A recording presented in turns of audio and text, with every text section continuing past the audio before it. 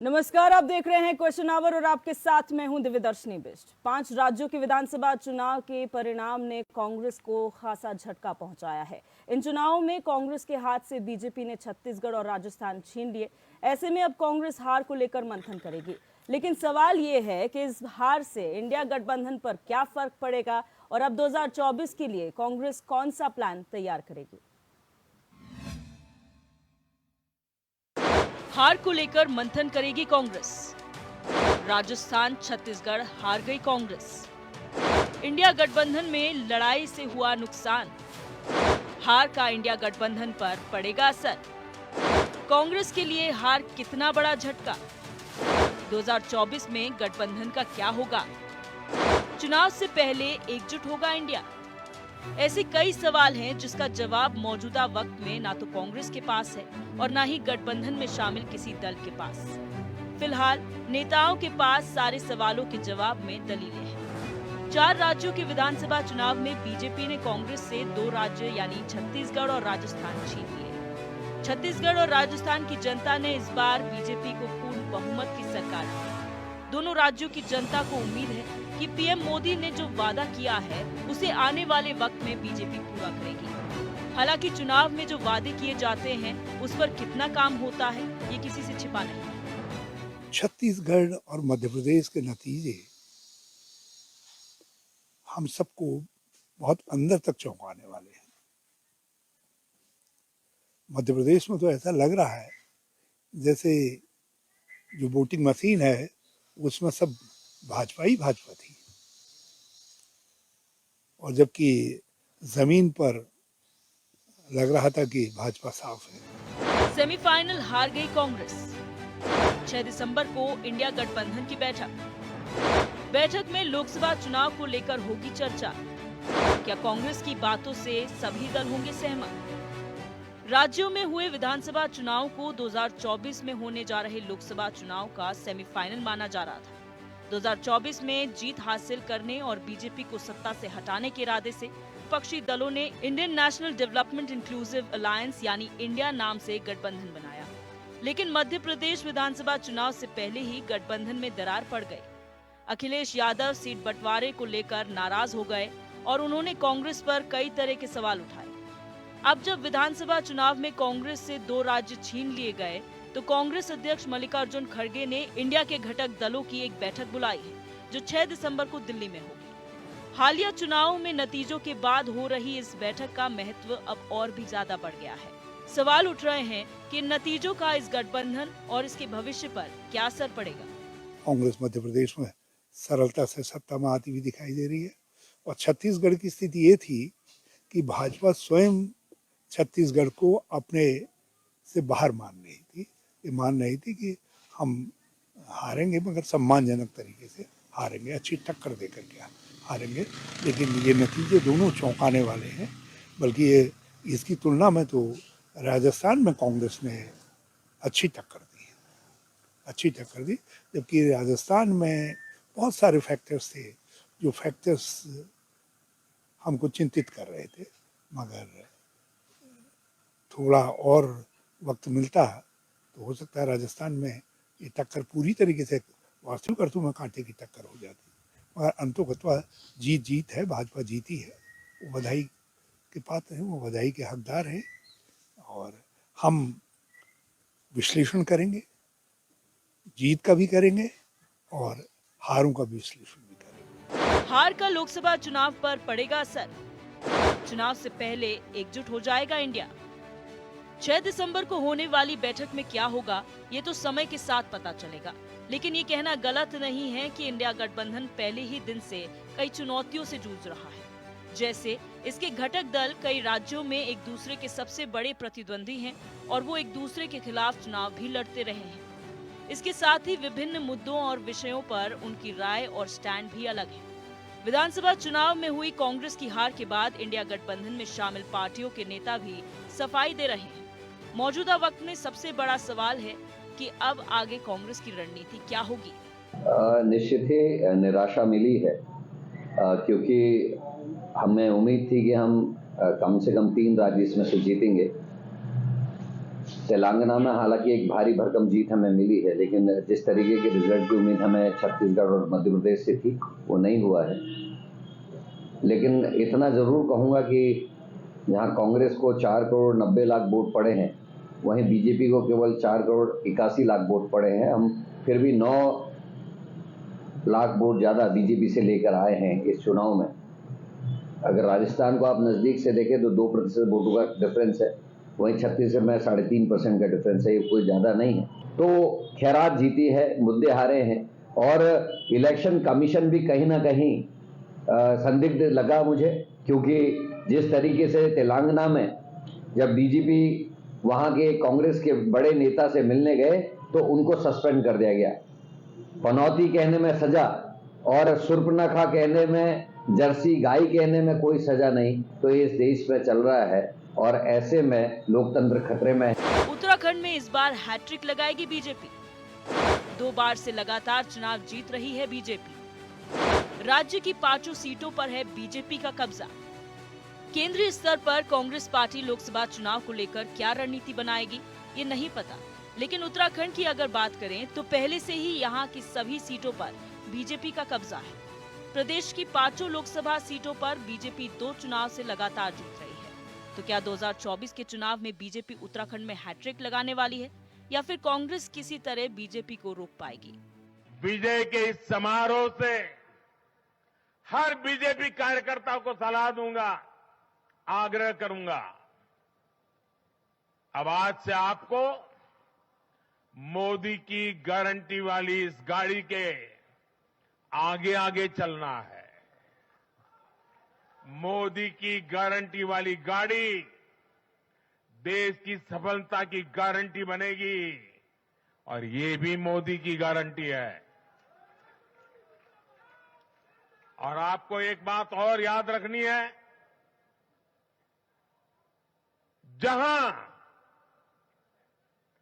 जहां दूसरों से उम्मीद खत्म होती है, वहां से मोदी की गारंटी शुरू होती है। और कुछ लोग तो कह रहे हैं कि आज की इस हैट्रिक ने 24 की हैट्रिक की गारंटी दे दी है। मोदी की गारंटी के सहारे बीजेपी 2024 के चुनाव में जनता किसके साथ? चुनाव में जीत के बाद पीएम मोदी ने दिल्ली बीजेपी मुख्यालय में देश भर के कार्यकर्ताओं को संबोधित किया, जिसमें उन्होंने साफ शब्दों में एक तरफ जहां विरोधी नेताओं को संदेश दिया, तो दूसरी तरफ ये साफ कह दिया कि चुनाव में जीत 2024 में जीत की गारंटी है। लोकसभा चुनाव में अब बहुत कम समय बचा है, लिहाजा तैयारियां जोरों पर है। 2024 के लोकसभा चुनाव में जनता किसके साथ है, इसे लेकर अभी से कुछ कह पाना मुश्किल है। Bureau report, HNN 24/7।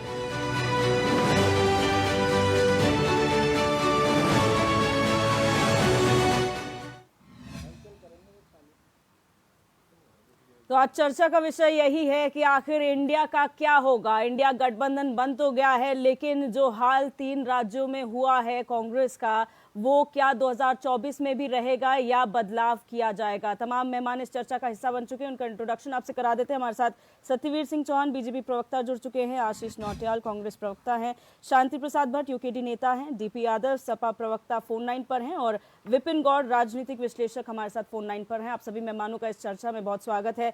सबसे पहले आशीष नौटियाल जी, आप लोग बहुत आश्वस्त नजर आ रहे थे कि हम 2024 से पहले जो सेमीफाइनल है उसमें आप सारे राज्यों में जीत हासिल करेंगे, क्या हुआ? शॉर्ट में वक्तव्य पहले। निश्चित ही मैडम, हम नहीं, पूरा मीडिया और पूरे राज्य जहां जहां चुनाव हुए सब आश्वस्त नजर थे कि कांग्रेस पार्टी जीत रही है। मीडिया ने खुद दिखाया है, और अचानक हमें भी नहीं लगता कि ऐसा क्यों हुआ और कैसे हुआ। हम लोगों के लिए भी एक आश्चर्य वाली बात है कि ऐसा क्यों हुआ, लेकिन चलो जो भी हुआ हम जनमत का स्वागत करते हैं, जो भी हुआ है। लेकिन देखिए मैडम, अब जो लोकसभा चुनाव है, और दूसरा अभी आप अध्यक्ष जी, मैं बाइट देख रहा था, हमारे अध्यक्ष जी ने जो बाइट दी है तो उसमें उन्होंने हमारा वोट परसेंट बताया। ठीक है, हम भाजपा से 2-3% कम रहे, कहीं पे हम ज़्यादा रहे, लेकिन हम हारे, ठीक है, ये बात अलग है। लेकिन जनता कांग्रेस के साथ है, ये निश्चित हम देख रहे हैं, और वोटिंग परसेंट के हिसाब से साफ साफ दिखता है कि जनता कांग्रेस साथ है। रही बात मैनेजमेंट की, हो सकता है हमारे मैनेजमेंट में कुछ ना कुछ कमियां थी जिसकी वजह से हम हारे, ये भी एक सच्चाई है। अगर हम टिकट का बंटवारे में हो या किसी चीज में कहीं ना कहीं तो पीछे रहे हैं। ये एक चिंतन का विषय है, पार्टी निश्चित इस पे चिंतन करेगी। और जो अभी चुनाव हुए ये गठबंधन के नहीं हुए, ये चुनाव इंडिपेंडेंट हुए हैं। गठबंधन के साथ चुनाव अब होगा, 2024 का चुनाव गठबंधन के साथ होगा। निश्चित ही सारे दल मिलकर अपनी राय विचार विमर्श और एक एक चीज का आकलन करेंगे और उसके बाद हम चुनाव के कैंडिडेट को चुनाव में उतारेंगे। और निश्चित ही मैडम इंडिया गठबंधन जीतेगा। और आज भारतीय जनता पार्टी जरूर खुश हो रही है, जरूर खुशियां मना रही है कि हम जीत गए, पर इस बात को भी उन्हें देखना चाहिए कितने % वोट से जीते, ये भी बहुत बड़ी सवाल है और ये भी मायने रखता है। कांग्रेस का ग्राफ बढ़ रहा है, घट नहीं रहा है। आने वाले समय देखिए पर डे मैडम कांग्रेस का ग्राफ बढ़ेगा, कहीं कम नहीं होगा। और हम हार से तो बिल्कुल भी 1% भी आप ये मत माने कि हम कहीं नर्वस है या कुछ है।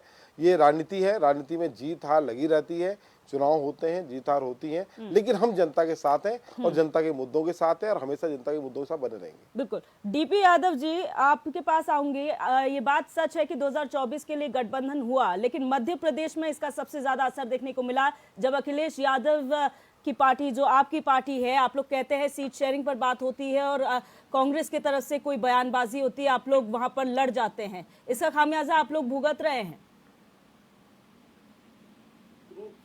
हम चाहते थे कि मध्य प्रदेश में एक ऐसा गठबंधन बने जो भारतीय जनता पार्टी को हराने में सक्षम हो।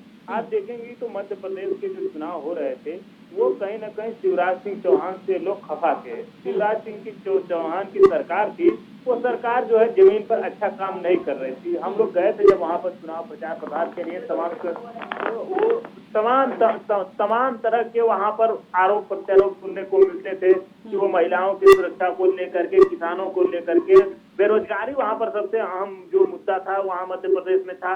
लेकिन उसको भुनाने में कांग्रेस पार्टी कहीं से भी प्रभावशाली कदम नहीं उठा पाई थी। आप देखिए वहाँ अंतर कलह भी था एक, जो कांग्रेस पार्टी के जो लीडरशिप थी प्रदेश स्तर की, तो वहाँ पर एक अंतर करा था जिसकी वजह से वहाँ पर जो कांग्रेस को हाथ देखना पड़ा। अब हमारा शीर्ष नेतृत्व जो समाजवादी पार्टी का था वहाँ पर कुछ सीटें ही चाह रहा था जहाँ पर हमने अतीत में अच्छा प्रदर्शन किया था, हमारे विधायक भी थे वहाँ पर। लेकिन जो वहाँ का जो प्रदेश स्तर का नेतृत्व था वो अपने जो शीर्ष नेतृत्व था कांग्रेस को उसके सामंजस्य बैठाने में नाकामयाब रहा था। तो मैं कांग्रेस पार्टी को ये सलाह भी दूंगा बतौर इंडिया गठबंधन जो हमारे साथी हैं कि एक सीमा रेखा खींचे शीर्ष नेतृत्व और जो उनका प्रदेश नेतृत्व। देखिए समय समय पर जो कांग्रेस का जो प्रदेश नेतृत्व असहज बयान देता रहता है, चाहे वो उत्तर प्रदेश की बात हो चाहे मध्य प्रदेश की बात हो, तो कहीं ना कहीं इन खामियों को भी दूर करने की जरूरत है। और देखिए चुनाव में हार जीत लगी रहती है, चुनाव में जब हम लोग जाते हैं तो इसका जो है निश्चित रूप से हम उम्मीद करते हैं कि हम जीतेंगे,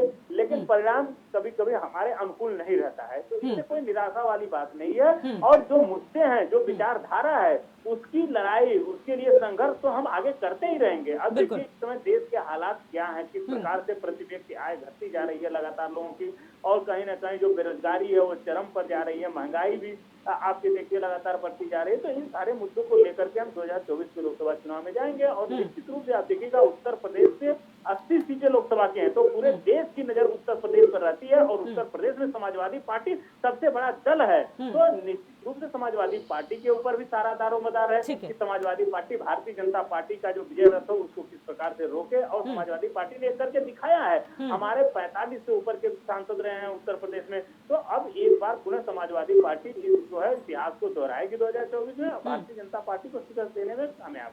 ठीक है। शांति प्रसाद भट्ट जी, सवाल आपसे भी उठता है, भले ही यूकेडी जो है एक राज्य का दल है, क्षेत्रीय दल है, लेकिन विपक्ष की ये हार कहीं ना कहीं है, क्योंकि जो गठबंधन बना वो इसीलिए बना कि आप एक ताकत को जो है कम करना चाह रहे थे, आप विपक्ष को मजबूत करना चाह रहे थे, लेकिन वो हो नहीं पाया इन चुनावों में। दिव्या, बहुत सही सवाल आपने किया है। सबसे पहले भारतीय जनता पार्टी को बहुत बहुत बधाई। बेहतरीन प्रदर्शन उन्होंने हिंदी भाषी क्षेत्र में किया और एक अप्रत्याशित रिजल्ट लेकर आए, और उन्होंने ये साबित कर दिया कि नेता कितना ही कमज़ोर हो, यदि संगठन मजबूत है और ऊपर से मिले निर्देश पर यदि ज़मीन पर काम होगा तो धुर विरोधी को भी बड़े प्यार से हराया जा सकता है। और वो हिंदी भाषी क्षेत्र में भारतीय जनता पार्टी ने परचम लहराकर यह साबित भी कर दिया। निश्चित रूप से उन तमाम नेताओं के लिए ये चिंता का विषय है जो आपस में अपने ही पार्टी के अंदर सिर फुटबॉल करते हैं। दूसरी बात, कांग्रेस को भी बधाई कि तेलंगाना में उन्होंने अपना एक परचम लहराया, वहाँ अपनी एक छाप बनाई। मिजोरम में क्षेत्रीय दल की जीत यह बताती है कि भारतीय जनता पार्टी एक क्षेत्र विशेष के अंदर बहुत मजबूत है। और वो आप देख सकते हो मध्य प्रदेश में जिस कदर विरोध था उसके बाद चुनाव जीतना, ये संदेश है कि जो इंडिया गठबंधन बना उनके नेताओं के बयान भारतीय जनता पार्टी ने उनके हलक में डालकर बाहर निकलवाए और वो झगड़े जग जाहिर हुए, उसको मुद्दा बनाया भाजपा ने और हारी हुई सीट मध्य प्रदेश की जीत गए। दूसरी बात, राजस्थान के अंदर जो अखबारों की खबर और चैनलों की खबर बता रही है कि राहुल गांधी को ना तो गहलोत चाहते थे ना सचिन चाहते थे, और गहलोत और सचिन के झगड़े ने और राहुल गांधी के कार्यक्रमों का राजस्थान में ज्यादातर ना लगना वहां राजस्थान की हार का कारण बना। आज वो कुछ भी कहें कि हमको 9 लाख वोट ज्यादा पड़े, मगर उनका बड़ा नेता की अनदेखी राजस्थान में उन्हें भारी पड़ी। छत्तीसगढ़ की जो अखबारी रिपोर्ट ये है कि यहाँ ओवर कॉन्फिडेंट थे। भारतीय जनता पार्टी ने अपने रणनीति के तहत जो काम किया, जो आज खबरें बता रही हैं कि महिलाओं का लगभग 80% वोट इन तीनों जगहों पर भारतीय जनता पार्टी को पड़ा। निश्चित रूप से भारतीय जनता पार्टी से लोग नाराज थे। कर्मचारी वर्ग ने भारतीय जनता पार्टी का खुला विरोध किया क्योंकि वो पुरानी पेंशन लागू करने की बात कर रहे थे और वहां पर आरएसएस का जो रोल था, आरएसएस ने ये जनता को अच्छी तरह समझाया कि 1-1 लाख तनख्वाह लेने वाले काम करते नहीं है और उसके बाद पेंशन की मांग करते हैं और हम तुम्हारे घर में किसान को 500 रुपए दे रहे हैं। 5 किलो चावल में महिला खुश हो गई। तो जो कम पैसा देकर वो फ्री की रेवड़ी का जो ढिंडोरा भाजपा ने हिंदी भाषी क्षेत्र में पीटा, परिणाम आपके सामने है। चाहे वोट प्रतिशत में 2 या 1.5% का अंतर रहा, मगर उनका मैनेजमेंट परचम लहराने में कामयाब रहा। अब हम चाहे कितना ही बात कर लें, मैं आज इस डिबेट के माध्यम से कह रहा हूं, ये कितने ही गठबंधन कर लें, मगर जब नेता भ्रष्ट होता है तो भारतीय जनता पार्टी की चरण पादुका के आगे झुका रहता है। इस चुनाव में हमने ये भी देखा, मायावती की चुप्पी, कहां गई वो तिलक तराजू और तलवार। कारण यदि एक मुंह खोलते तो फिर उसका भी वही हाल होता जो केजरीवाल का है। बिल्कुल। और भारतीय जनता पार्टी ने तमाम कांग्रेस के भ्रष्ट नेताओं का सुक्सा लगा दिया, फिर वो ईडी हो, बीडी हो, कुछ भी हो। इससे भाजपा इतनी मजबूत हो चुकी है, मैं चाहे कुछ भी कहो, विपक्षी नेता होने के नाते सवाल लाख खड़े करेंगे, मगर मैं उनकी इस नीति का एक दर पक्षधर हूं कि उनका जमीन में कार्यकर्ता इतना मजबूत है कि अपने बेईमान, भ्रष्ट, जुमलेबाज, दलाल नेताओं को भी वो अपने बूथ से जिताकर भारतीय जनता पार्टी का परचम लहरा रहा है, आरएसएस की नाक का सवाल को बचा रहा है। यही कारण है कि पूरे देश के अंदर भाजपा के खिलाफ भले ही माहौल रहा हो, परिणाम ये बताता है कि भारतीय जनता पार्टी ने इन राष्ट्रीय जो लुटेरे 60 साल से जो भारत की छाती पे बैठकर लूट रहे थे, इनके गाल पर ऐसा तमाचा मारा, अब ये तिल मिला रहे हैं, आपस में सिर फुटबॉल कर रहे हैं। बहुत जल्दी देखेंगे भाजपा का अब दूसरी नीति होगी, इन दलों के अंदर बड़े नेताओं में टूट फूट कराना और 24 से पहले एक मैसेज देना कि कोई गठबंधन नहीं है, एक ही नाम, और उसी नाम के नाम पर फिर आगे जनता को पता नहीं कौन कौन से जुमले झेलने पड़ेंगे। भाजपा को बधाई, देश के लिए ठीक नहीं है। बिल्कुल सत्यवीर चौहान जी, ये बात किसी से छुपी नहीं है और आप बधाई के पात्र इसलिए हैं क्योंकि एक जगह तो ऐसी है जहां आप लोग को कोई हरा नहीं सकता। वो आपकी नीति, वो आपका संगठन है जिसके बलबूते आप चुनाव लड़ रहे हैं, लेकिन चेहरा वही, आपके लीडरशिप जो भी हो, स्टेट में मुख्यमंत्री का चेहरा कोई नहीं था, लेकिन चेहरा कौन? मोदी। क्या आगे भी आप मोदी के चेहरे पर ही कंटिन्यू करेंगे? पहले तो दिव्य दर्शनी जी, आपके एचएनएन के चैनल के माध्यम से मैं 5 राज्यों में जो चुनाव के परिणाम आए हैं, हमारे कार्यकर्ताओं ने जिस प्रकार से, जिस लगन से, जिस परिश्रम से काम किया है, उनको मैं साधुवाद करता हूं, उनको बधाइयां देता हूं। और विषय रहा कि आपने कहा कि भाई कोई चेहरा नहीं था, मैं आपको बता दूं, बूथ पे जो बैठा कार्यकर्ता है वो हमारी जीत का आधार है, वही हमारा चेहरा है। और एक बात और मैं आपको बता दूं कि मैं आपकी तमाम डिबेटों में रहा आपने कई बार कहा कि भाई हमारे मुख्यमंत्रियों की कार्यशैली और ये सब, मैं तब भी कहा कि हमारे संगठन और जीत का आधार, हमारी जीत का आधार वो है कि जो हमारे बूथ पे बैठा कार्यकर्ता है उसका लगातार जनता से संवाद, और जो हमारे शीर्ष पदाधिकारी है उस तक उसके कार्यक्रमों का किस प्रकार से संचालन करना है, जन और सरकार की योजनाओं और उनकी नीतियों को किस प्रकार से अंतिम छोर पर जो बैठा व्यक्ति है उस तक कैसे पहुंचाना, वो हमारी जीत का आधार है, वो हमारा चेहरा है। और उसी आधार मैंने कहा था कि हमारा प्रमुख जीत का आधार वही है, जब तक हमारा संगठन नीचे तक पहुंचता है, हमारी योजनाओं को संचालित करवाता है, वही हमारा आखिर में जो रिजल्ट आते हैं वो स्पष्ट रूप से दिखते हैं। और मैं आपकी तमाम डिबेटों में रहा, मैंने कहा था कि आप जब ये रिजल्ट आएंगे तो आपको देखने को मिलेगा कि इस प्रकार से हमारे जो रिजल्ट आएंगे और प्रभावी रूप से हम इन राज्यों में आएंगे। हम यही नहीं कि हम 3 राज्यों में, चाहे राजस्थान, छत्तीसगढ़ और ये आपका मध्य प्रदेश हो, यहाँ पर हमने जो अच्छे परिणाम दिए हैं, इसके अलावा मैं आपको तेलंगाना और मिजोरम का भी बताना चाहूंगा कि जिस प्रकार से वहां पर तेलंगाना में इससे पहले हमको मात्र 6% वोट मिला था, इस बार हमें 14% के लगभग वोट मिला है। पहले हमारी वहाँ मात्र 1 सीट थी, हम वहाँ पर 8 आए, हमें वहाँ पर हम हारे वहाँ पर, मगर हम आने वाले समय में अपने कार्यकर्ताओं के बलबूते पर आगे बढ़ेंगे। यही नहीं, हमें वहां पर एक सुखद ये भी रहा जो कांग्रेस के लिए और वहां का जो मुख्य दल था जो सरकार में था उसको ये जो उसके जो मुख्यमंत्री के कैंडिडेट थे वो 2-2 सीट से लड़े। आप ये देखिए कि वहां पर भी हमारा जो कैंडिडेट था उन दोनों को हराया उसने। और यही नहीं, आप मिजोरम में उठा के देख लीजिए, वहां भी हमारा वोट परसेंटेज बढ़ा, वहां पर हमारी पहले से 1 सीट थी, वहां पर हम 2 सीट हुए, कांग्रेस वहां पे कम हो गई। तो हम लगातार काम कर रहे हैं। और छत्तीसगढ़ को मैं थोड़ा सा गुजरात से जोड़ना चाहूंगा। जब गुजरात के चुनाव हुए थे तो हम वहां पर 99 पे इससे पहले रह गए थे, तब लगा था कि अगली बार कांग्रेस आ जाएगी। यही सेम ट्रेंड आपको यहाँ पर मध्य प्रदेश में देखने को मिला था, वहां पर हम 104 पे आ गए थे। मगर ये 2 भूमि अगर महाराष्ट्र के बाद देखा जाए, गुजरात और मध्य प्रदेश संगठन की वो तपोभूमि है जहां से एक लीडर निकले हमारे, जिन्होंने भारत को नेतृत्व दिया, जिन्होंने भारत के विकास में और उत्थान में बढ़ चढ़ के काम किया। अगर आप मध्य प्रदेश को उठा के देख लो, श्रद्धेय अटल बिहारी वाजपेयी वहां से, सुमित्रा महाजन वहां से, कुशाभाऊ ठाकरे वहां से, और क्या बोलते हैं जो स्वर्गीय जो हमारी सुषमा स्वराज है, वो सब लोग हैं। उन्होंने वहां पर किस प्रकार से कार्यकर्ताओं के अंदर संगठन को किस प्रकार से ले जाना है, कैसे सरकार की योजनाओं को कैसे ले जाना है, वो सब वहां के करके दिखाया है। और यही नहीं, छत्तीसगढ़ में हमने कहा था आपको, मैंने आपकी डिबेट में था, मैंने कहा था आपको अप्रत्याशित वहां पर दिखेंगे जिस प्रकार से वहां भ्रष्टाचार, लूट खसोट, अत्याचार। यही नहीं, वहां पर एक कैंडिडेट तो ऐसा है, मुझे लगता है कि उसने कभी सपने भी नहीं सोचा होगा कि मैं विधायक का चुनाव लड़ पाऊंगा या फिर मैं जीत भी पाऊंगा, कि जिसके बेटे को कांग्रेस के जो कार्यकर्ताओं थे उन्होंने हत्या करी,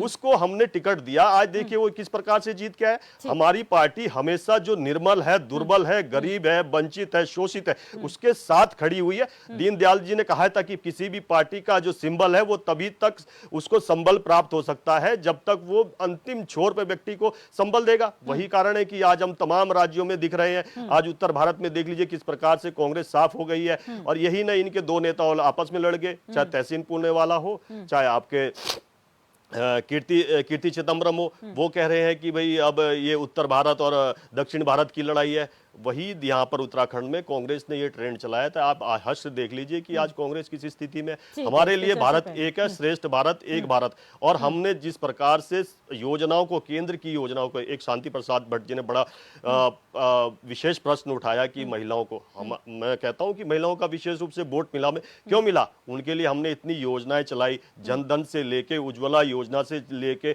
शौचालय, इज्जत घर से लेके, और उनको प्रॉपर्टी में अधिकार तक के, और हमने उनको हर योजनाओं से, जितनी भी योजनाएं संचालित केंद्र से हुई है उसमें जोड़ा। तो विशेषकर वो जब इस प्रकार से उनका आज तक कितने सालों में ध्यान नहीं दिया गया, अब ध्यान दिया जा रहा है, तो वो वास्तव में किसी उस दल के साथ जुड़ेगी जो उनके लिए सोचती है। और यही नहीं, हमारे दल में सबसे स्वतंत्र भारत में सबसे ज्यादा केंद्र में हमने मंत्री बनाई है। ठीक है, विपिन गौर जी, शॉर्ट में आपका एनालिसिस जानना चाहूंगी कि इन चुनावों को आप किस नजरिए से देखते हैं। जो सेमीफाइनल था 2024 का, उसमें तो कहीं ना कहीं कांग्रेस जो है पिछड़ गई। देखिए, एक बड़ी अच्छी बात है कि कहा जाता है कि जो दूसरे को हराना चाहता है, हार पहले उसकी होती है। कांग्रेस ने अपनी जीत के बारे में नहीं सोचा, बीजेपी को हराने का सोचा। जब वो दूसरे को हराने का सोच रहा है तो उनकी जीत कहाँ से होगी? अगर वो ये बोलते कि हम जीतने के लिए इलेक्शन लड़ रहे हैं या हमारा कैंडिडेट जीतने के लिए खड़ा हुआ है, वो उन्होंने सोचा ही नहीं। हमेशा तो यही बोला है, हराना है बीजेपी को, हराना है बीजेपी को, हराना है। अब जो दूसरे इंसान के दिमाग में नीयत कहते हैं ना कि नेगेटिव होगी, तो वो नेगेटिविटी खुद पे आ जाती है। तो इसलिए जो है कि ये रिजल्ट मिला है। दूसरी चीज ये है, राजस्थान के अंदर जिस प्रकार से गहलोत साहब ने अपने सचिन पायलट साहब को सीट जब सीएम बनना चाहिए था नहीं बनने दिया, उन्होंने बार बार कहते हैं ना कि वो लॉलीपॉप दिखाया और लॉलीपॉप दिखा के उनको खिलाया नहीं। तो जब इस तरीके की चीजें होंगी, और जबकि उससे पहले चुनाव में सबसे ज्यादा सीटें, गुजर सीटें जो जीती थी वो सचिन पायलट के नाम पे आई थी, और इस बार जो सीटें हैं, गुजर जितने वोटर्स हैं, उन्होंने नरेंद्र मोदी को सपोर्ट किया। और वाकई ही ये इलेक्शन जो है बीजेपी का नहीं था, ये election Modi versus all parties था। तो और मध्य प्रदेश के अंदर देखिए, लोगों को इतना पता है कि जो मामा बोलते हैं शिवराज सिंह चौहान को, उनको पता है कि मामा ने अगर बोला है कि 100 रुपए की कोई चीज मिलेगी तो 100 रुपए मिलते हैं, पर कांग्रेस अगर आ गई, उसने बोला 1000 रुपए हम आपको देंगे या 2000 रुपए देंगे, कोई भी लॉलीपॉप देंगे, तो पता चल रहा है कि 100 रुपए भी नहीं मिलेंगे। तो गवर्नमेंट की जो पॉलिसीज है वो अच्छी थी, इसलिए वहाँ की जनता ने उस पॉलिसी समझा और दोबारा से शिवराज सिंह चौहान को चांस दिया, जबकि ये इलेक्शन किसी भी मुख्यमंत्री चेहरे पे नहीं बना था। एक बड़ी चीज ये है कि बीजेपी ने अपने जितने भी सेंट्रल के जो लीडर्स हैं, जो नेता हैं, भले वो मंत्री हैं नहीं है, उन लोगों को उन्होंने जितने भी तीनों स्टेट हैं वहां पर लेके गए, उनके चेहरे पे उन्होंने जो है अपनी रैलीज करी, अपने कई सारे प्रोग्राम्स किए। और यहीं पर आप देखेंगे तो कांग्रेस की तरफ से सेंट्रल के, मेरे को लगता नहीं कि 4-5 नाम से ज्यादा कोई नाम होंगे जहां पर वो सेंट्रल के अपने लीडर्स को अलग अलग स्टेट्स में लेके गए, अलग अलग लोगों को लेके गए, ऐसा कहीं देखने को ही नहीं मिला है। तो ये एक बड़ा ही वीक पॉइंट रहा है कांग्रेस का। ऐसा लग रहा था कई बार कि कांग्रेस जो है कि ओवर कॉन्फिडेंस में आ गई है कि भाई पोलिंग हमें ये दिखा रही है। अरे पोलिंग क्या है? पोलिंग तो ये है कि हम लोग 10,000 15,000 लोगों से पूछते हैं, करोड़ों की संख्या में लोग रह रहे हैं, तो वो जो पोलिंग होती है, जो हम लोग दिखाते हैं कि हाँ भाई इतने वोट इसको, इतना सीट इसको, इस पार्टी को मिल रही है, 10 सीट इस पार्टी को मिल रही है, तो एक्यूरेट कभी हो ही नहीं सकती, क्योंकि 10,000 15,000 आदमी से पूछना, और जहां पर जो लोगों की जनसंख्या करोड़ों में हो, तो आप लगाइए कि ये पॉसिबिलिटी नहीं है। दूसरी चीज ये है कि कई बार होता है कि लोग खुश कर देते हैं, नहीं इस बार तो साहब आप ही जीतेंगे, मगर क्या है, मन में पता है ना इन्होंने हमारे लिए कुछ नहीं है। अब इलेक्शन का टाइम आ गया है, 6 महीने से हमारे चक्कर काट रहे हैं, तो इस बार इनको जो है सपना जो इनका था वो सच ना होने दें और हकीकत से रूबरू करा दें। ठीक है। तो ये चीज करी है छत्तीसगढ़ की जो जनता है और राजस्थान की जनता है, एमपी की जनता है। और देखिए इतना बढ़िया रहा कि आंध्र प्रदेश में जहां पर कि एक सीट थी बीजेपी की, वहां पर इन्होंने इतना अच्छा कमबैक किया है कि वहां पर 9 सीटें आ गई हैं। और एक चीज और बताना चाहता हूं मैं कि जिस तरीके से कांग्रेस ने कहते हैं कि चाहे वो पैसा दिया हो, चाहे वो एडवर्टीजमेंट दिया हो, चाहे व्हाटएवर जो भी दिया हो, आप जो एग्जिट पोल है उसको खरीद के आप ये श्योर नहीं कर सकते कि आप जीत रहे हैं। और ऐसा नहीं है कि बीजेपी जो है कि बीजेपी का वोट परसेंटेज जो है बहुत ज्यादा बड़ा हो या कांग्रेस का घटा हो। कांग्रेस का वोट परसेंटेज ऑलरेडी बड़ा है, इसमें कम नहीं हुआ। देखिए मध्य प्रदेश के अंदर बड़े बड़े, देखिए जनता ना आप समझदार है, पहले सिंपैथी पे लोग वोट ले लेते थे, सिंपैथी पे सीट्स मिल जाती थी, सिंपैथी पे नेता बन जाते थे, मंत्री बन जाते थे, पर अब वो सिस्टम नहीं रहा। देखिए नरोत्तम मिश्रा जैसे इतने बड़े मंत्री, जिनको सेकंड स्ट्रीम कहा जाता था मध्य प्रदेश का, वो तक अपनी सीट हार गए। ऐसे बहुत सारे नाम है, महेंद्र सिंह सिसोदिया जी हैं, सुरेश धाकड़ जी हैं, मतलब जो मंत्री रह चुके हैं ऑलरेडी सरकार में, वो ऐसे 12 चेहरे इस बार इलेक्शन में हार गए जिनके नाम पे वोट आती थी, पर इस बार नहीं आई, और हजारों के मार्जिन से वो लोग हारे हैं। तो जनता यहाँ पर समझदार हो गई है, जो वोटिंग के जरिए यहाँ पर बताने का मैसेज देने की कोशिश की गई है। लेकिन आशीष नौटियाल जी, सवाल वही है, इंडिया गठबंधन पर सवाल इसलिए क्योंकि उमर अब्दुल्ला, जम्मू कश्मीर नेशनल कॉन्फ्रेंस के नेता, वो खुद कह रहे हैं 6 दिसंबर को बैठक होने वाली है आप लोगों की, और कह रहे चलिए आया तो याद 3 महीने बाद ही सही, मल्लिकार्जुन खड़गे को इंडिया गठबंधन याद तो आया, अब देखना ही होगा कि क्या बात होती है। आपके खुद के गठबंधन के नेता जब ये सोचते हैं तो बीजेपी इसका फायदा क्यों ना उठाए? देखिए मैडम, ये निश्चित सत्य है, हार से आदमी कुछ सीखता है, हार से वो मनन चिंतन करता है कि मैं क्यों हारा, वो हर कमियों को ढूंढने की कोशिश करता है कि ऐसी क्या कमियां हमारे अंदर रहेगी कि हम हारे। और जीत से आदमी के अंदर घमंड आता है। जब आदमी जीतता है तो कहता है मैं ही सर्वशक्तिमान हूँ, मैं सबसे बढ़िया कर रहा हूँ, मैंने बहुत अच्छा किया कि इस गैस सिलेंडर को 1100 रुपए कर दिया, क्योंकि इससे लोग खुश हुए। और अब 1100 का 2100 भी हो जाएगा, तो कोई इनके लिए वो बड़ी बात नहीं, क्योंकि इनके जो मुद्दे हैं एक्चुअली हम नहीं हारे, हमारे मुद्दे हारे हैं। हमारे मुद्दे क्या थे? अच्छी स्वास्थ्य मिले, अच्छा शिक्षा मिले, सबको रोजगार मिले। ये मुद्दे बीजेपी के मुद्दों के आगे कहीं बौने साबित हो। पर आप लोग कितनी हार से सबक लेना चाहते हैं? आप लोग देश की सबसे बड़ी राजनीतिक पार्टी रहे हैं और बीजेपी उस समय पर कुछ नहीं थी, और आज देखिए बीजेपी का परचम पूरे देश में है और कांग्रेस 3 राज्यों में। क्या कहेंगे इसको? ये कितनी हारों से सबक आप लेंगे और कितनी स्ट्रैटेजीज बदलेंगे? आपकी स्ट्रैटेजी, आप लोग हमेशा हर प्रोग्राम में यही कहते हैं कि हम बीजेपी जैसे नहीं है, तो बन जाइए ना, शायद वही आपका लाभ कर दे। नहीं मैडम, झूठ और जुमलेबाजी हमारे ब्लड में नहीं है। झूठ और जुमलेबाजी भाजपा के ब्लड में है। ये बोल सकते हैं हम जीतेंगे तो 15 लाख रुपए देंगे, ये बोल सकते हैं, पर हम नहीं बोल सकते हम जीतेंगे तो 15 लाख रुपए देंगे। ये बोल सकते हैं। देखिए, आप हमारे समय की बात देखें, पुरानी पेंशन, हम पुरानी पेंशन देते थे मैडम। ये पुरानी पेंशन देने में असफल है, क्योंकि इन पे पैसा ही नहीं है। सरकारी खजाना आपने खाली कर दिया। सारी बातें करते हैं, पूरा जनता के सामने सब कुछ रखो ना। आप जब से सत्ता में आए, आप कहते हैं हमने बहुत विकास कर दिया, बहुत आगे बढ़ गया। बताए ना, तब से देश के ऊपर कितना कर्जा आपने बढ़ा दिया, देश कितना कर्जदार हो गया। क्योंकि जनता, ठीक है, आप लोगों के जाल में फंस गई, आपकी सुनती है, आपकी मानती है, जो आप बोलते हैं जनता उस चीज को एक्सेप्ट करती है। राजनीतिक विश्लेषक तो कह रहे जनता समझदार हो गई, आप कह रहे जनता नहीं, जनता इनकी बातों को सुनती है, मना नहीं करे। अगर हमारी बातों को सुना होता तो हम जीत गए होते। जनता इनके बहकावे में आती है।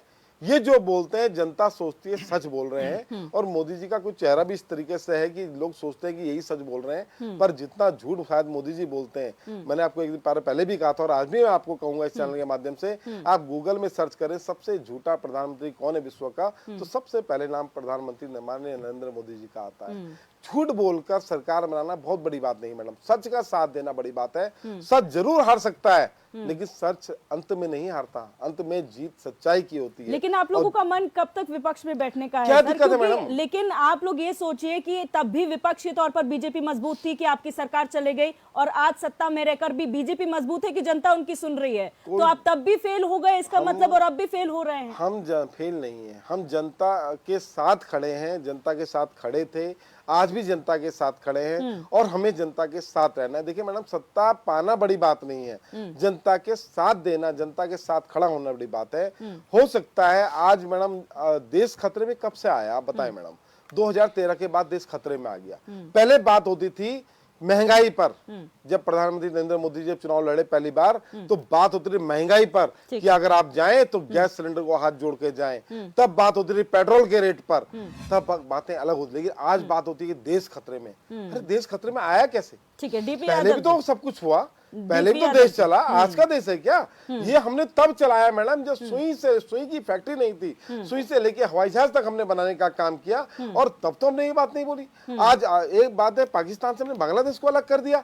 हमने क्या बिना हथियारों के उस टाइम पे कितने हथियार रहे होंगे, कितनी टेक्नोलॉजी रही होगी, पर हमने उस चीज को भुनाने की कोशिश नहीं की। हमने जनता के पहले मुद्दों को देखा, जनता को देखा, और मैडम हमने कौन सा स्कूल बनाया? राजीव गांधी नवोदय विद्यालय बनाया, जहां बच्चा पढ़ के आईआईटी करता है, ना कि कांग्रेस पार्टी सदस्यता लेता है। इन्होंने बनाया मैडम सरस्वती शिशु मंदिर, जहां ये शुरू से बचपन से तैयारी कराते हैं, सरस्वती शिशु मंदिर बना के बचपन से तैयारी कराते हैं। आज भी मैडम आप बात राजीव गांधी नवोदय विद्यालय में एडमिशन लेने के लिए लाइन लगती है, और सरस्वती शिशु मंदिर में कोई पढ़ने को तैयार नहीं होता। ये फर्क है हमें और इनमें। ठीक है डीपी यादव जी, जब हम कहते हैं मध्य प्रदेश का चुनाव आप लोग हार गए, बहुत बढ़िया होता अगर इंडिया गठबंधन जिस मकसद से बनाया गया था, जो मुद्दे आप लोग इंडिविजुअल तौर पर उठा रहे थे, वही मुद्दे आप इंडिया गठबंधन के तौर पर उठाते तो शायद कांग्रेस की तो जीत हो जाती, 2024 का रास्ता आप लोगों के लिए साफ हो जाता। लेकिन अगर यही झगड़ा चलता रहा तो आपको लगता है इंडिया गठबंधन 2024 में सफल हो पाएगा? देखिए, बात झगड़े की नहीं है।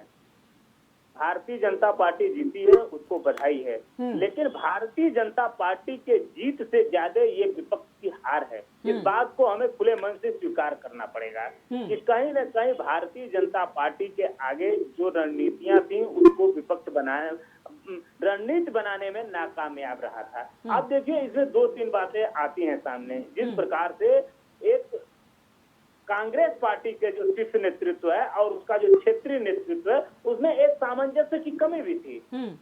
इस चुनाव में ये खुल करके सामने आया कि शीर्ष नेतृत्व के जो है उसका प्रभाव क्षेत्रीय नेतृत्व के ऊपर नहीं है कांग्रेस पार्टी में। इस बात को कांग्रेस को स्वीकार करना पड़ेगा कि जिस प्रकार से कांग्रेस के जो क्षेत्रीय नेता हैं वो बड़बोलेपन में रहे, वो कहीं न कहीं अति विश्वास में रहे। तो सपा के राष्ट्रीय नेतृत्व का कांग्रेस के राष्ट्रीय नेतृत्व से संपर्क कैसा है सर?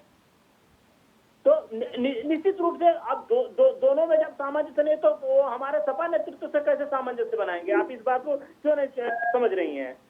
जब आपस में जब उन दोनों के बीच ही जो कोऑर्डिनेशन होना चाहिए वो नहीं है तो कैसे आप हमारे सपा से कोऑर्डिनेशन बनाएंगे? तो इस बात को भी कहीं न कहीं इस चुनाव में देखने की जरूरत थी। अच्छा, सपा ने एक नारा दिया और यात्रा निकाली, पीडीए यात्रा आप लोगों ने निकाली, पिछड़ा, दलित, अल्पसंख्यक, उसको एक समअप करके नरेंद्र मोदी ये कहते हैं कि हमारे लिए 4 क्लासेस हैं, कास्ट नहीं है, युवा, महिला, गरीब और किसान, इनको समअप कर दिया और उसी का नतीजा ये रहा कि 3 राज्यों में बीजेपी आ गई। आपको लगता है पीडीए आपका काम करेगा? बिल्कुल पीडीए काम करेगा। और नरेंद्र मोदी जी जो कहते हैं वो करते कहाँ है ये बताइए? उन्होंने तो बहुत कुछ वादे किए थे, 2022 तक किसानों के आय दुगनी करने का किया था, क्या हुआ उन वादों का? 2023 हो गया लेकिन जितनी आय थी उतनी भी किसानों की आय नहीं रही। चुनाव में जीत हार लगी रहती है, वो जनता तो समझ रही है, जनता इसीलिए तो वोट कर रही है। यही तो चीजें हैं जो जनता के बीच में रखी जा रही हैं। देखिए आपको मैं एक बहुत अच्छी बात बता रहा हूँ, एक किताब है नोबेल पुरस्कार विजेता अमर्त्य सेन की, उसमें द आइडिया ऑफ जस्टिस में उन्होंने एक बात का अध्ययन का बहुत रोचक अध्ययन है, उसका लोग पढ़ेंगे तो उसके बारे में बहुत से लोग जानते होंगे। तो उसमें जो अध्ययन उन्होंने दिया था कि जो है दक्षिण के राज्य जो है जो हमारे देश में ही वो स्वास्थ्य के मामलों में बहुत आगे है, आपको बताऊं मैं। लेकिन जो हमारे जो हिंदी पट्टी के राज्य हैं उतने ही वो फिसड्डी भी हैं हमारे यहाँ। लेकिन जो दक्षिण के जब राज्य आते हैं, इंडिविजुअल सेटिस्फेक्शन की जब बात आती है, एकाकी जो संतुष्टि की बात आती है, तो दक्षिण के राज्यों में लोग असंतुष्ट हैं, जबकि यहाँ के लोगों के कोई ऊपर असर पड़ता ही नहीं है। जो हमारे जो हिंदी पट्टी के राज्य हैं, ये चाहे विधि राखेराम चाहे विधि के वेद में रहने के आदी हैं और ये आदी रहने की कोशिश कर भी रहे। मैं एक दोषारोपण नहीं करता हूँ, एक स्वभाव हो जाता है आदमी के अंदर। अगर उसको अभाव में आप रखेंगे तो काफी दिनों के बाद उसको अभाव में भी संतुष्टि नजर आने लगती है। तो कहीं ना कहीं इस भ्रम को भी हमें तोड़ने की जरूरत है और समाजवादी पार्टी लगातार इस दिशा में काम कर रही है कि आपके दलित के, पिछड़ों के, अल्पसंख्यकों के हक को कौन मार रहा है, किस प्रकार से आपके उस पर अधिकारों के ऊपर डाका डाला जा रहा है, जो आपको एक भागीदारी मिलनी चाहिए थी, चाहे वो आपके नौकरियों में है, चाहे वो आपके जो है शिक्षण संस्थानों में है, उसको आपको दिया नहीं जा रहा है, उसको कहीं ना कहीं दबाने का काम किया जा रहा है। तो आप जब जातिगत जनगणना कोई ऐसी सामान्य जनगणना नहीं है। ठीक है शांति प्रसाद भट्ट जी, ठीक है उस पर भी चर्चा होगी। शांति प्रसाद भट्ट जी, यहाँ पर बहुत महत्वपूर्ण बात कही गई कि आप किसी को अभाव में रखेंगे उसको आदत पड़ जाएगी, यानी कि जो है जो दक्षिण राज्य हैं वो लोग हमेशा बदलाव चाहते हैं जब तक काम नहीं हो जाए, और उत्तर भारत के लिए कहा जाता है कि आप जो दे दें हम संतुष्ट हैं। तो ये क्यों है? और कांग्रेस के लिए तो आप दक्षिण में जाकर सरकार बना ले रहे हैं, हिंदी भाषा में, हिंदी राज्यों में आप अपनी बात नहीं रख पा रहे हैं, जनता आपको समझ नहीं पा रही है। दिव्या, दक्षिण और उत्तर की बात नहीं है, जो विद्वान होगा वो तर्क करेगा, तर्क में लॉजिक होगा तो समर्थन मिलेगा, लॉजिक नहीं होगा तो समर्थन नहीं मिलेगा। यही कारण है कि दक्षिण के अंदर भारतीय जनता पार्टी वो परचम नहीं लहरा पा रही है। वो सत्य है, इसे समझने की जरूरत है। अब सवाल इस बात का आता है कि ये भारतीय जनता पार्टी को विगत 10 वर्षों में कैसे परचम लहराने का मौका मिल रहा है। तो समझने की बात यह भी है दिव्या कि 47 की आज़ादी के बाद से 60 के दशक तक एक छत्र राज्य कांग्रेस का था। कांग्रेस ने 60 के दशक तक जो तुष्टीकरण, जातिगत बातें करी, उसका परिणाम था एक तरफा कांग्रेस के खिलाफ कोई सुनने को तैयार नहीं हुआ करता था। हमने वो दौर भी देखा कि जब नेहरू जी का आकस्मिक निधन हुआ तो लोगों ने कहा अब देश का क्या होगा। हमने इंदिरा के टाइम पर भी यही सुना, देश का क्या होगा। मगर कांग्रेस का एक निर्णय जो उन्होंने आपातकाल से पहले नसबंदी का कार्यक्रम चलाया, कांग्रेस का पूरे देश के अंदर जो मोह भंग हुआ, परिणाम क्षेत्रीय नेताओं का उदय होना हुआ। उसके बाद आप देख लीजिएगा, फिर जहां हिंदी भाषी क्षेत्र था वहां क्षेत्रीय दल खड़े हो गए, और जहां कांग्रेस मजबूत थी कांग्रेस कमजोर होती चली गई। भारतीय जनता पार्टी का 82 के बाद उदय हो गया। जो भाजपा 1925 से एक हिंदू राष्ट्र की बात लेकर चलने वाली थी, उसको मौका 96 में अधूरा मिला। उसके बाद 2014 में जो परचम लहरा, अब ये दौर है, इस दौर को 1947 के दौर से जोड़ के देखिए कि आप क्या सोचते हो, जिस प्रधानमंत्री के हर दूसरे शब्द में झूठ है, जिसकी हर योजना ग्राउंड में फेल है, उसके बावजूद भी उनका मैनेजमेंट, उनकी आरएसएस और उनकी पार्टी यदि परचम लहरा रही है हिंदी बेल्ट में, देश के क्षतिज पर राज कर रही है, तो ये इतनी जल्दी मोह भंग नहीं होगा। जब 60 साल कांग्रेस को दे दिए जनता ने, तो जनता इनकी लाख गलतियों को माफ कर कर इस देश में इनके किए हुए वादों पर विश्वास करते हुए इन्हें वोट दे रही है। अब सवाल खड़ा होता है, आगे क्या होगा? ना हिटलर रहा, ना इंदिरा रही, ना हेडगेवार रहे, ना जिन्होंने संघर्ष किया वो रहे। विचार कभी मरते नहीं है, सत्य सत्य होता है। एक दिन मेरा विश्वास है कि जनता पुनः अपने नेता को चुनेगी। अभी जो दौर है वो पार्टियां नेता जिता रही है, जनता नेता नहीं चुन पा रहे हैं। यही कारण है संघर्ष के आदमी की जमानत जब्त हो रही है और पार्टी के नेताओं की जीत हो रही है। अब आप देख लीजिए, वो कांग्रेस जो आर्थिक रूप से संपन्न है, संगठन के मामले पे संपन्न है, मगर पार्टी हार रही है। कारण एक नेता को इस कदर बदनाम कर दिया गया कि गांव का, शहर का बच्चा बच्चा बोल रहा है यार असल में विकल्प नहीं है। देश की सोच को इस हद तक आदमी को मजबूर कर दिया गया कि विकल्प नहीं है। और विकल्प कौन है? झूठ। विकल्प कौन है? जुमला। विकल्प कौन है? जो पेंशन खत्म कर रहा। विकल्प कौन है? जो हाकिम पैदा कर रहा। विकल्प कौन है? जो बेरोजगारों पे लाठी मार रहा। विकल्प कौन है? जो अंकिता की हत्या करवा रहा, गेस्ट का पता नहीं कर रहा। विकल्प वो है जो राजधानी तय नहीं कर पा रहा। विकल्प वो है जो केदारनाथ से 2.5 क्विंटल सोना चोरी कर जाए, क्यूआरएस कोड लगाकर चंदा खा जाए। वो अगर राज्य में विकल्प बन रहे हैं, और विकल्प का कारण क्या बन रहा है? 5 किलो चावल। हिंदू, अगर ये राजनीति है तो अभी और जाल में जनता फंसेगी, मगर जब इसके सत्य को जनता समझेगी, मैं आज इस चैनल से बोल रहा हूं, जनता को कई दशकों तक केवल इस बात का पश्चाताप होगा कि देश के नाम पर, धर्म के नाम पर, पार्टी के नाम पर हमने अपने घर गांव बर्बाद कर दिए। दोबारा ये गांव कब तैयार होंगे ये ईश्वर पर है, सत्य समझ पर आएगा। मेरा फिर कहना है, भारत का संविधान सुरक्षित रहना चाहिए। सत्ताएं तो आती हैं जाती हैं, जिस दिन संविधान को सही तरीके से एग्जीक्यूट करने वाला कोई भी शासक, कोई भी बड़ा नेता आ गया तो देश की आर्थिकी मजबूत होगी। वरना इस समय पर हम अंधभक्ति पे मशगूल हैं। परिणाम आपके सामने है। चिंता का विषय यह है कि सब कुछ जानने के बावजूद भी यदि वोट पड़ रहे हैं तो ये चिंता का विषय है। लोकतंत्र में पार्टियों का जीतना घातक है। जन संघर्षों से निकले हुए नेता को यदि जनता चुनती तो हमें लगता लोकतंत्र में इस समय सही तरह दिशा है। आपने जो बात कही वो स्वर्गीय अटल बिहारी वाजपेयी ने एक बार संसद में कही थी कि पार्टियां आती जाती रहेंगी लेकिन संविधान रहना चाहिए, देश रहना चाहिए, और यही बात आगे भी कंटिन्यू करती रहेगी। लेकिन अगर इस तरीके की राजनीति होगी, सत्यवीर जी, तो दिव्या ये बात वही कर सकता है जो संघर्ष से निकला हुआ नेता है। आज के नेताओं के मुंह से निकलता है, अरे अटल तो भारत का प्रतिनिधित्व तो करने कांग्रेस के राज में जिनेवा पहुंच गए। ये वो राजनीति है। और आज हालत यह है कि अगर 10 रुपए कमा लिए तो सुबह पुलिस वाला घर के बाहर बैठ गया, कहां से लाया? ये जो राजनीति में चल रहा है, नफरत का दौर, विश्वास करता हूं एक दिन ये खत्म होगा और देश के अंदर फिर स्वर्णिम काल आएगा। बिल्कुल सत्यवीर जी, आज आप लोगों से सवाल इसलिए नहीं बनता क्योंकि आप लोग जो है रणनीति के तहत चुनाव जीते हैं, लेकिन एक जो राजनीति में ट्रेंड शुरू हो गया है कि आपने जिस तरीके से भुनाने की कोशिश की, आप लोगों ने सनातन को भुनाने की कोशिश की, आपने कांग्रेस के बयान को इतना भुना दिया कि लोग मुद्दे भूल गए। आप लोग मुद्दों की बात करते हैं, अपनी योजनाओं की बात करते हैं, ठीक है, लेकिन योजनाएं पुरानी, लेकिन उसके साथ एड ऑन क्या हुए? कांग्रेस के बयान, एड ऑन क्या हुए? गाली, एड ऑन क्या हुए? क्योंकि हर मोर्चे पे आप लोग इस चीज को, तो आपको लगता नहीं है आप लोगों ने एक नया ट्रेंड शुरू कर दिया जिसमें कहीं ना कहीं सारे राजनीतिक दल अब फॉलो कर रहे हैं आपको? दिव्य दर्शनी जी, कुछ महत्वपूर्ण प्रश्न उठे हैं जो बिल्कुल भी तर्कसम्मत यहाँ पर नहीं दिए गए। चाहे शांति प्रसाद भट्ट ने उठाए हों, चाहे आशीष जी ने उठाए हों, चाहे समाजवादी पार्टी के जो सम्मानित प्रवक्ता है।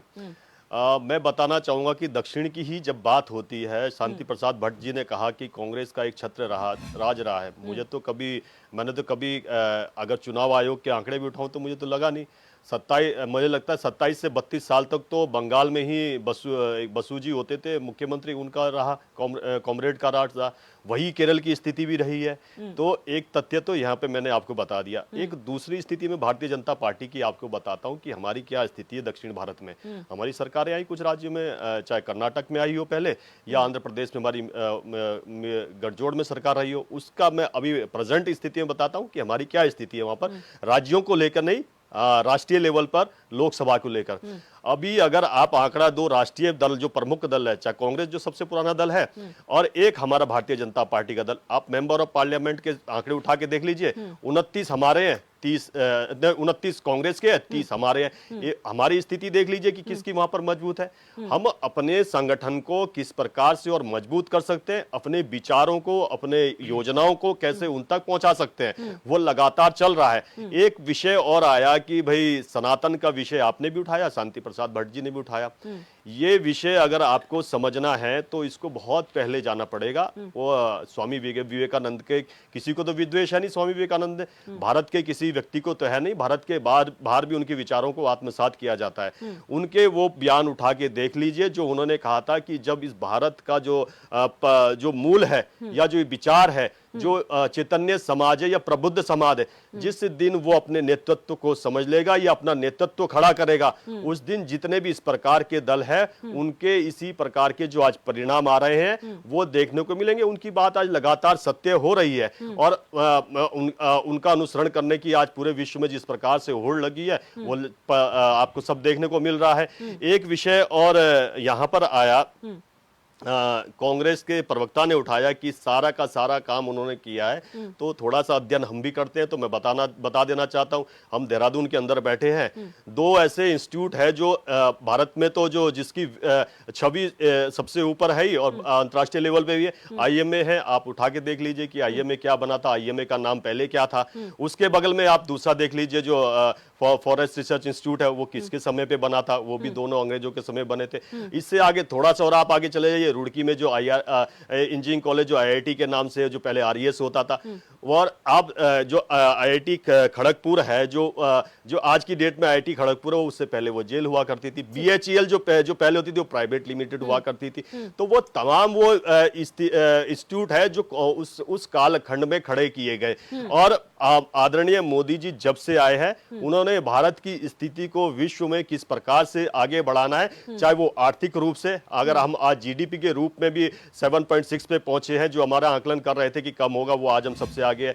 और यही नहीं, अब अगर रैंकिंग के हिसाब से भी देखा जाए, हम विश्व में 5वें लेवल पे हैं। और आदरणीय प्रधानमंत्री मोदी जी ने जिस प्रकार से भारत को उस स्थिति से उबारा जो 2014 से पहले की स्थितियां थी, जो हाहाकार थी, पॉलिसी पैरालिसिस हो गई थी। एक ऐसे प्रधानमंत्री जो आरबीआई के गवर्नर रहे, किस प्रकार से उन्होंने पॉलिसी पैरालिसिस हो गई थी, किस प्रकार से इकोनॉमी हमारी धराशायी हो गई। कोविड जैसा कालखंड झेलने के बाद भी जब तमाम वो बड़े बड़े देश धराशायी हो गए, मगर भारत पर जिस प्रकार से निखर के आया आदरणीय प्रधानमंत्री मोदी जी के नेतृत्व में, जिस प्रकार से उन्होंने लोगों की चिंता करी, चाहे वो पहाड़ का लोग हो, चाहे पठार का लोग हो, चाहे कहीं का भी लोग हो, उन्होंने किसी के साथ अपनी किसी भी योजनाओं में भेदभाव नहीं किया।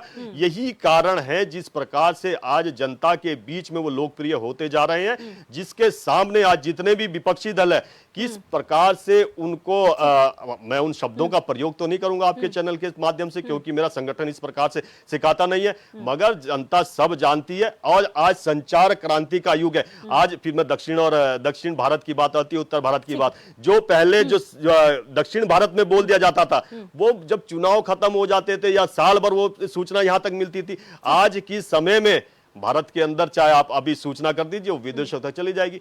मैं वही कह रहा, उस संचार क्रांति को बढ़ाने में आदरणीय प्रधानमंत्री मोदी जी ने जो महत्वपूर्ण काम किया है, उसको मैं साधुवाद करता हूँ। 2014 से पहले, एक सेकंड, थोड़ा सा 2000 का काम होता है, कोई एहसान नहीं है। जनता इसीलिए वोट देकर जो है प्रधान सेवक चुनती है। माना, कम से कम आपने माना, उस समय केवल हमारे तो पास सभी 2 प्रधानमंत्रियों के लिए मानते हैं सर, देश के प्रधानमंत्री, मैं सभी का आदर करता हूं जितने प्रधानमंत्री है, मगर उनके लिए सम्मान हमारे दिल में वो वही सम्मान है। क्योंकि प्रधानमंत्री जो होता है वो कोई व्यक्ति नहीं होता, संवैधानिक है, वो एक इंस्टीट्यूट है, एक संस्था है, वो उसका आदर होना चाहिए। मगर जब इस प्रकार से आदरणीय, और आज अटल बिहारी वाजपेयी इनको बहुत बढ़िया लग रहे हैं, उस समय के बयान उठा के देख लीजिए आप, किस प्रकार के उनके लिए वक्तव्य आते थे। हाँ, मैं मैन्युफैक्चरिंग की बात कर रहा हूं, मैन्युफैक्चरिंग की, स्टील मैन्युफैक्चरिंग में हम नंबर 2 पर आ गए हैं। दूसरा, मोबाइल मैन्युफैक्चरिंग हमारे पास केवल 2 यूनिट थी, आज हमारे पास 200 से अधिक यूनिट है, और सबसे बड़ी एशिया की यूनिट लगी है, तो वो भी ग्रेटर नोएडा के अंदर लगी है।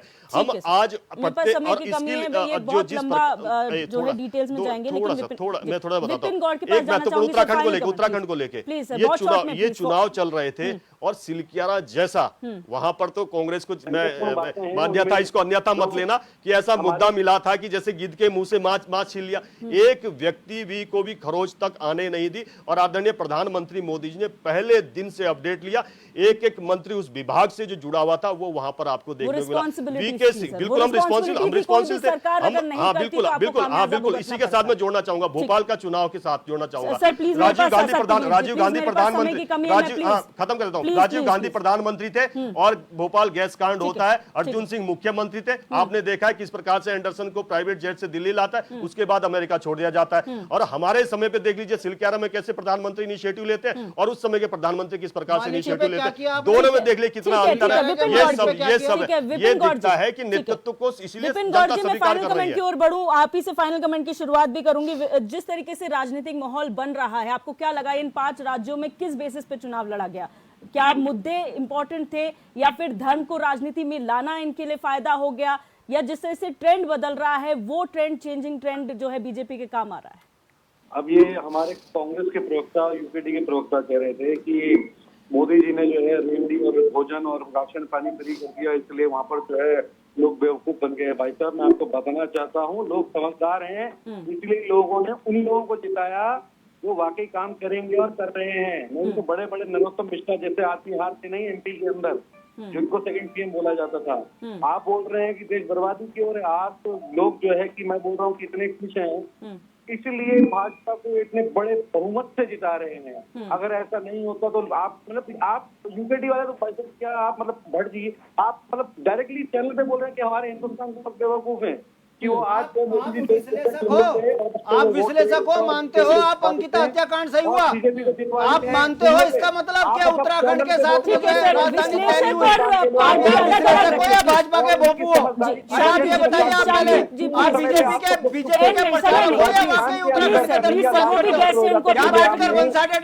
विश्लेषण की बात कीजिए, शांति जी, ये बताइए उत्तराखंड के साथ भाजपा ने जो किया वो सही किया क्या? ठीक है विपिन जी, आप कैसी बात कर रहे हो? फ्री की रेवड़ी, क्या आपको लगता है यही भाजपा कहती थी कि फ्री की रेवड़ी बांटने वाले? आप कैसी बात कर रहे हो? शांति जी, आप पत्रकार हो या भारतीय जनता पार्टी के प्रतिनिधि? शांति जी प्लीज शांति जाइए, मेरे पास समय की कमी है, बहस में कुछ नहीं है। विपिन जी, ये बात जी सर, ठीक है, मैं आ रही हूँ। विपिन जी प्लीज जो आपका काम है चैनल पे वो काम कीजिए, भारतीय जनता पार्टी की तारीफ न कीजिए। शांति जी प्लीज उनको अपनी बात रखनी। विपिन जी ऐसे बात न कीजिए, बहुत शॉर्ट में आपसे पता चलता है कि आप राजनीति का चेहरा दूसरा है और असल में भाजपा हो। सर प्लीज, चेहरा कुछ और हो, कुछ और हो। मैं रोकना चाहूंगी आपको। विपिन जी प्लीज बहुत शॉर्ट में फाइनल कमेंट। सर मेरे पास समय नहीं है, बहुत शॉर्ट में अपना फाइनल कमेंट दीजिए प्लीज। मैं यही बताना चाहता हूँ कि ये कांग्रेस की जो गलतियां थी उसका नतीजा भुगत रही है कांग्रेस। दूसरी चीज ये है, जहां पर राहुल गांधी ने बोला कि हम युवाओं को आगे लेके आएंगे, कहाँ है युवा? 8 से 10 बुजुर्गों के साथ में आप पूरे इलेक्शन लड़ रहे हैं, उन युवाओं की शक्ल तो दिखती नहीं जिनके बारे में आप बोलते कि हम युवाओं को आगे लेके आ रहे हैं। सिर्फ 8 से 10 बुजुर्ग जो है पार्टी को आपके इलेक्शन नहीं जितवा सकते हैं। अगर आप युवाओं को आगे लेके आना है तो वो दिखना चाहिए, जैसे आप बोल रहे हैं भाजपा जो है अपने। ठीक है डीपी यादव जी, बहुत शॉर्ट में फाइनल कमेंट सर, बहुत शॉर्ट में फाइनल कमेंट। जी देखिए, मेरा सिर्फ ये कहना है कि जिस प्रकार से आज के देश में हालात हैं वो कहीं ना कहीं चुनाव जीत गई भारतीय जनता पार्टी, अलग बात है, लेकिन हम जिस प्रकार से भारतीय जनता पार्टी जनता से वादे की थी उसको पूरा नहीं किया है, चाहे किसानों के, मजदूरों की, नौजवानों के, बेरोजगारों के। उसको अगर भारतीय जनता पार्टी पूरा नहीं करती है तो 2024 में निश्चित रूप से भारतीय जनता पार्टी सरकार में नहीं आएगी और समाजवादी पार्टी भारतीय जनता पार्टी के विजय रथ को रोकेगी। उत्तर प्रदेश से भारतीय जनता पार्टी पूरी तौर से 80 सीटों अब हारने जा रही है, देखिएगा 2024। ठीक है, आशीष नौटियाल जी बहुत शॉर्ट में फाइनल कमेंट्स। देखिए मैडम, अगर भाजपा हार जाती तो शायद और अच्छा काम करती और आने वाले टाइम पे 2024 का चुनाव जरूर जीतती, लेकिन भाजपा जीती है और भाजपा का घमंड इतना ज्यादा बढ़ चुका है कि आप देखें इनके मंत्री किस तरह सड़कों में लड़ाई झगड़े करते हुए पाए जा रहे हैं। तो निश्चित इस घमंड की वजह से ये लोग 2024 का चुनाव हारेंगे और इंडिया गठबंधन पूरी मजबूती के साथ चुनाव लड़ेगा। जो कुछ कमियां हमारे अंदर रही होंगी या किसी और के अंदर रहेंगी, जो भी होंगी, उन सब कमियों के आंकलन किया जाएगा, क्योंकि हम हारे हारने के बाद आंकलन भी होगा और एक सही दिशा में और सही राज्य हित में, देश हित में काम होगा और निश्चित इंडिया गठबंधन जीतेगा। बहुत शॉर्ट में फाइनल कमेंट्स। दिव्या जी, सिर्फ इस बात को समझने की जरूरत है कि वर्तमान लोकतंत्र में पार्टियां जीत रहे हैं, मुद्दा विहीन राजनीति चल रही है, ये घातक है लोकतंत्र में, एक दिन जनता समझेगी। बिल्कुल, सत्यवीर जी शॉर्ट में। दिव्या दर्शनी जी, आदरणीय प्रधानमंत्री मोदी जी के विकास की नीतियों को, उनकी जल कल्याणकारी नीतियों पर जनता ने मोहर लगाई है और हमारे कार्यकर्ताओं ने जिस प्रकार से दिन रात मेहनत की है, अपने विचारों को वहां तक पहुंचाया है, उसी का ये असर है कि हम इन राज्यों में जीत गए जहां पर हमारी सरकारें नहीं थी और आने वाले समय में बेहतर होगा और यहाँ पर विकास जीता है, अहंकार और घमंड हारा है। बिल्कुल, आप सभी मेहमानों का इस चर्चा में जुड़ने के लिए बहुत बहुत शुक्रिया। आज चर्चा हमने की कि इंडिया गठबंधन का आखिर क्या होगा, जो 3 विधानसभा चुनाव जो हारे हैं 3 राज्यों के, इसके बाद क्या वाकई कांग्रेस सबक लेगी? क्या इंडिया गठबंधन जिस मकसद से बनाया गया था वो सफल हो पाएगा? ये बहुत बड़ा सवाल है कांग्रेस के लिए भी और उन अन्य राज्य जो दल है उनके लिए भी जिन्होंने गठबंधन चुना है और जो गठबंधन का हिस्सा है। अब देखना ये होगा कि रणनीति में क्या बदलाव होगा। क्या बीजेपी इस कमजोरी का फायदा आगे भी उठाएगी या फिर कांग्रेस और अन्य विपक्षी दल इस हार से सबक सीखेंगे? बहरहाल क्वेश्चन आवर में बस इतना ही। आप देखते रहिए HNN 24/7, जुनून सच दिखाने का।